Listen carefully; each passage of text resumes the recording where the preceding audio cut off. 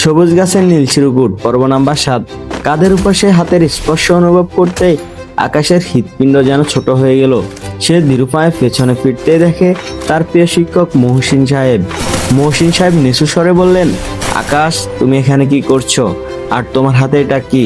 আকাশ শিক্ষককে দেখে কিছুটা স্বস্তির হলো। সে সব কথা খুলে বলল এবং সে নীলখামের ভেতর থেকে বের হওয়া ছবি মহসিন সাহেবকে দেখালো।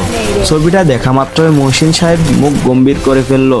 তিনি বললেন, আকাশ, এই ছবিতে জয়ের পাশে যে মানুষটাকে দেখছো, সে এই এলাকারই সবচেয়ে বড় ভূমিদস্যু।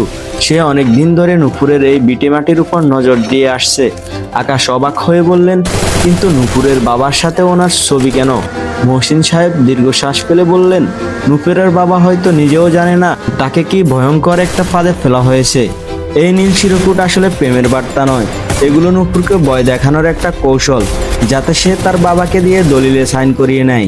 হঠাৎ গ্রাম থেকে একটা কান্নার আওয়াজ ভেসে এলো। আকাশ আর মহসিন সাহেব চমকে উঠলেন। শব্দটা নুপুরের বাড়ির দিক থেকেই আসছে। আকাশ এক মুহূর্ত দেরি না করে দৌড় দিলেন নুপুরের বাড়ির দিকে। সেখানে গিয়ে দেখলেন মেম্বার সাহেবের লোকজন নুপুরের উঠোনে দাঁড়িয়ে আছে এবং নুপুরের বাবা মাটিতে অচেতন হয়ে পড়ে আছেন। নুপুর চিৎকার করে কাঁদছে আর জয় এক হাতে দলিল সই করার কাগজটা নিয়ে সে আকাশের দিকে তাকিয়ে বলল, বড্ড দেরি করে ফেলেছো আকাশ, খেলা এখন আমার হাতে।